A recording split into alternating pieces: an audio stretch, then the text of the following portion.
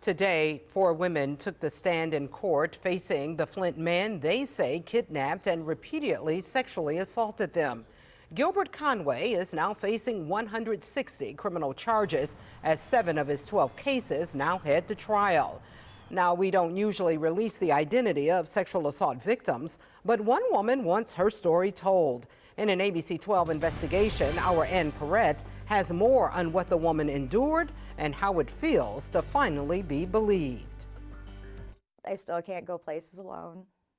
You know, I have a big fear that it's going to happen again. Tara Ranowicki was scrolling through her Facebook page last month when she saw this face pop up on her screen. That's a face of evil. You don't forget that. She'd soon learn the face that's haunted her since March 9th, 2013 belongs to Gilbert Conway. I'd been waiting almost 6 years for this guy to be caught, and I didn't know how much longer this would have went on.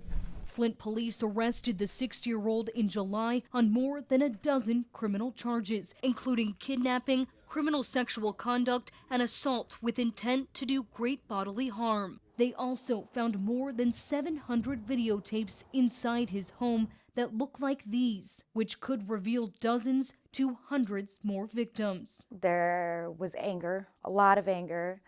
There were a lot of what ifs, a lot of anxiety, sadness. You know, I was sad because, you know, I realized that unfortunately I'm not the only person he had done this to. Ranowicki moved to Ohio shortly after the traumatic assault. We traveled to her new home to hear her story. I no longer felt safe. I didn't feel there was any corner of Michigan I could go hide in where I wouldn't be found. Ranowicki says Conway beat and raped her for more than 12 hours at this home on Stanford Avenue in Flint. To this day, she still has no idea how she got there. I mean, from the moment I woke up until I don't know how many hours later, I endured some pretty horrible things. Ranowicki says she had left a day of training at her new job and was joining her brother for a drink at Classics Bar in Burton to celebrate his birthday. She says it wasn't unusual for people to send her drinks, which she now fears is how she lost control. You know, some people blame the way women dress. I was in jeans and a t-shirt with a hoodie, so it couldn't have been that. You know, I just think when there's a predator among us and they see something they want, they take the measures that need to be taken to achieve their twisted goal. A goal Ranowicki says she fought hard to not let Conway achieve. I was screaming at the top of my lungs for help, hoping that if it was a house, maybe somebody else was there, or if it was an apartment, maybe a neighbor would hear me. And he had told me, you know, that if I didn't quiet down, that he would kill me. But Ranowicki wouldn't give up the fight, even grabbing a knife she found on a table in the bedroom. She says she was thinking of her then 2-year-old son, Harley. I figured if I was going to lose my life, I wasn't going to go out just sitting here. I'm going to fight for it.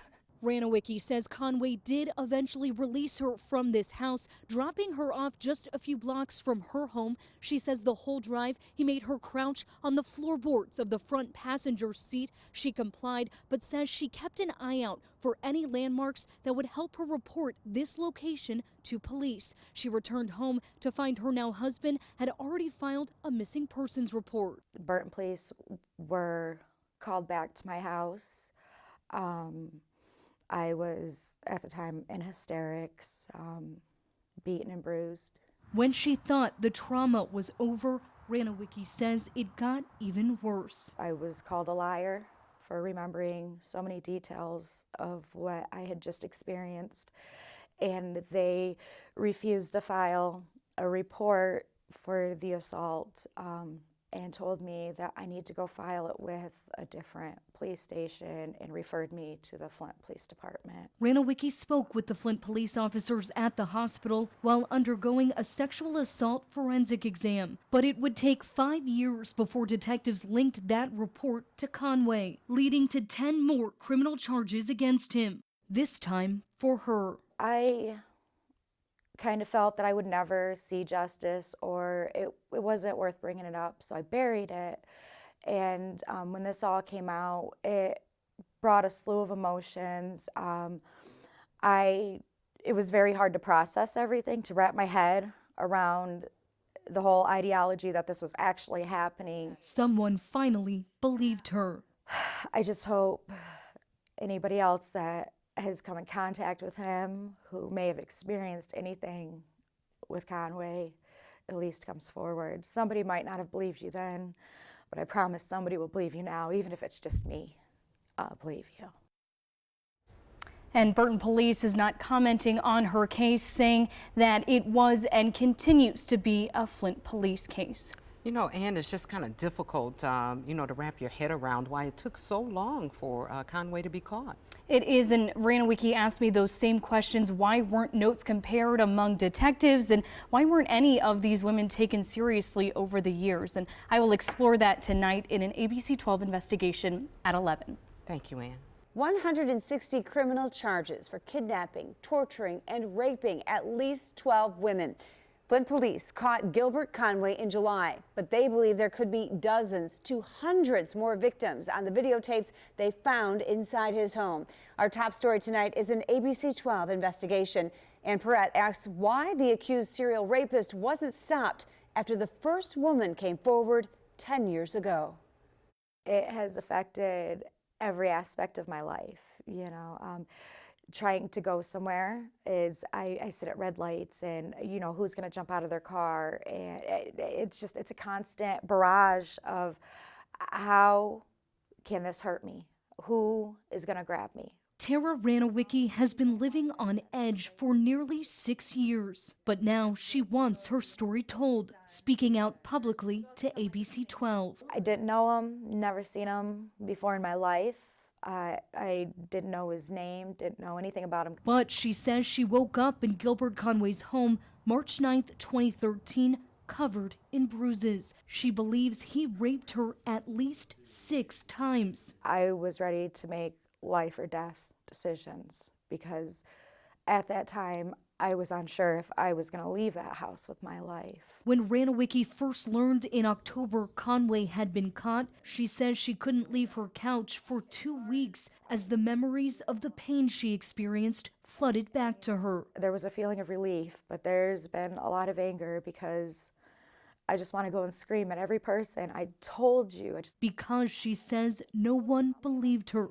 Not police, not her family, which pushed her and her husband to move hundreds of miles away to a small town in Ohio. I was in a downward spiral of using alcohol, trying to drown out the pain and the memories.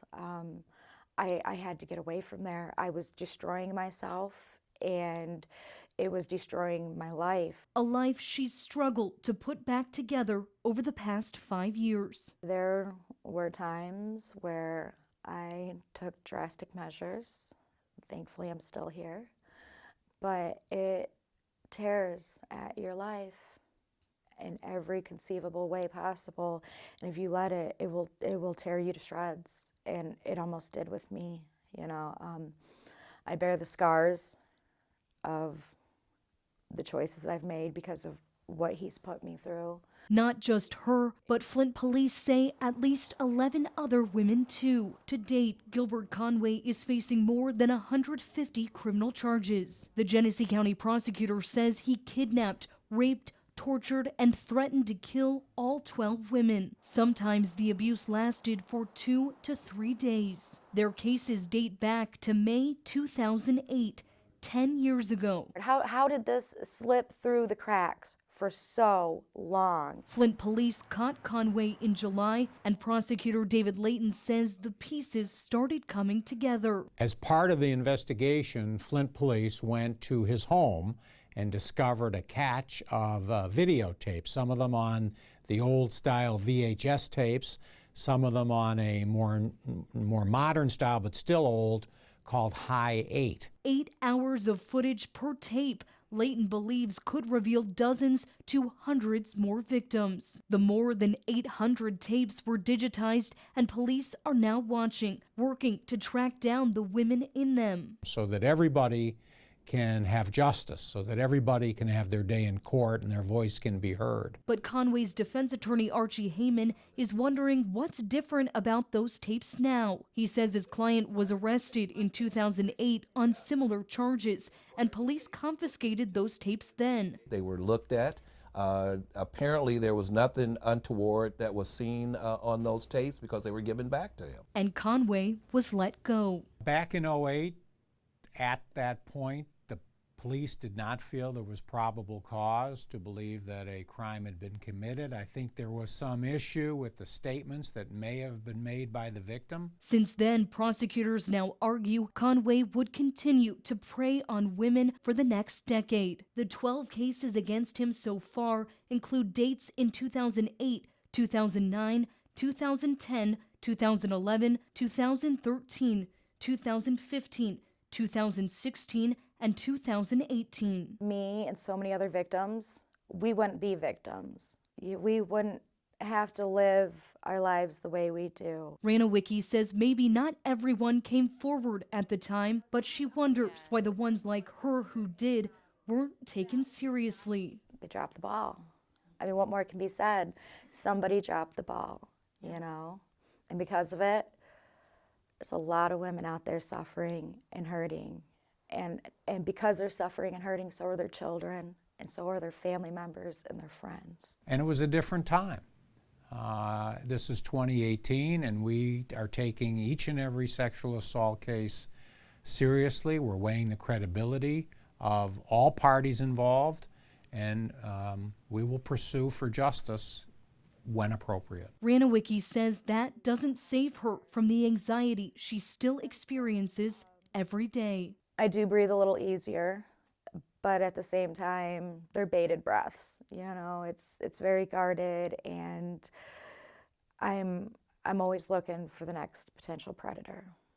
Ranowicki says she's hopeful sharing her story will help other women come forward. She's reached out to and formed a network with some of the other victims. She says they're supporting each other through the court hearings.